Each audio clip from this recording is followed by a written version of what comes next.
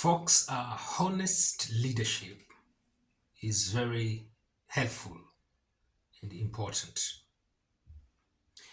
I know this kind of statement will definitely contradict a typical politician because, in the process of deploying propaganda and wanting to be relevant and to score points, notwithstanding even at times beating your opponents below the belt, then this kind of statement may not be sensical. But when we talk of integral leadership and including the politicians in leadership position, then this kind of statement cannot be swept under the carpet. It has to be given the highest premium that it deserves, not just by an individual, but by the community and even by the nation at large. The opposition are continuing to hold their picketing and demonstration.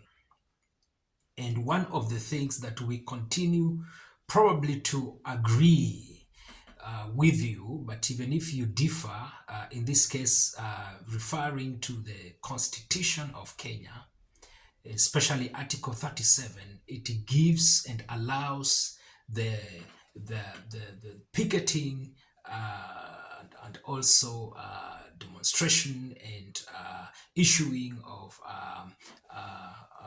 complaints to various public offices.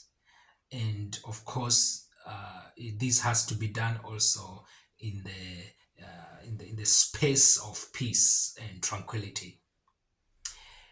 But then today I want to refer to a statement that has been brought out continuously, especially by the side of the government. And they have, like lately, for example, some of them are indicating as per today that some of the opposition leaders have gone to the holiday with their families, whereas they have allowed the children and the family and other families of Kenyans to be killed on the streets. And even the president himself has indicated on several times on open rallies that demonstrations have been held before, and he counted and said a certain figure of people had been eliminated. And for that reason, he will not allow the demonstration to go on because he would not want to see more than the people that he had mentioned had been killed. In other words, he would not want to see a situation where the number is increasing. But then this is the punchline and the disclaimer. And especially for you who is sober enough and who is refusing to be entangled and to be swindled by such kind of propaganda, then the basic question that everyone should be asking himself in the context of some of those two statements that are coming out from the leaders that are in the government, who is killing these people who are out to picket and to demonstrate? That is the question that I feel the people uttering these statements are not telling us. In other words, they are giving us a half-baked statement. So if they can go further and tell us who is killing these people during this demonstration, then the answer will be as obvious as probably all of us should be knowing. The fact remains that it is the police who are killing these people during this demonstration. So the people that the president mentioned about, they were not killed by fellow demonstrators. They were not killed by strangers. They were killed by men in the uniform, or they were killed by security officers in civilian, or they were killed by the security apparatus masquerading as either as other professions, so as to get hold of the demonstrators. And we have seen most of these people have been killed by bullets. And I don't think in this case we have seen the people demonstrating carrying out guns. Well, the police mandate and responsibility is to provide security, the properties of people, and to ensure that everything goes well. And where things are going out of hand, then they are supposed to deploy high standard of professionalism where police is concerned, by trying to encourage restraint by the demonstrators, and so that people's property will be safe, the people who are not involved in demonstration will be safe, and also the demonstrator themselves will carry out their activity within the parameters that make sense to security. So when somebody says that they do not want to see more other people being killed, then this is hypocritical and it is not honest leadership, because it is the people under their command that are carrying out these killings. And when you say that other peoples are being killed and others are on holiday, this in itself is indeed rhetorical, and not just rhetorical, but annoying, because what you're suggesting, in other words, is that you who is in the holiday, you also need to come so that also your families can also face the same fate.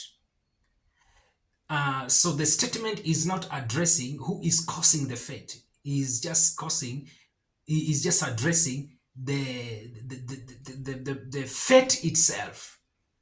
And the police has to be put on notice where this is concerned, and the leaders who are perpetuating this kind of statement needs to also be questioned, because it is them who sit in those meetings, and it is them who strategize, it is them who are part of the planning on how to carry out some of these, I would call, atrocities. And I don't think whether, because any government will always face challenges, including even opposition and including even picketing and demonstration. And that's why it has been enshrined in the constitution of most of the progressive nations and countries. And so Kenya is not the only one that is facing this kind of fate. We have other countries that are facing similar fate. But when the police is really seen as a community of people who are out to kill but not to protect, then it is very disturbing. And I think this need to be addressed, and I think this government should ask itself whether it wants to really have a government that is characterized by killings and dictatorship, or characterized by a way of providing proper and good leadership. So for me, I will be hesitant and completely not give a chance to any statement that others have gone out and they have left others to be killed.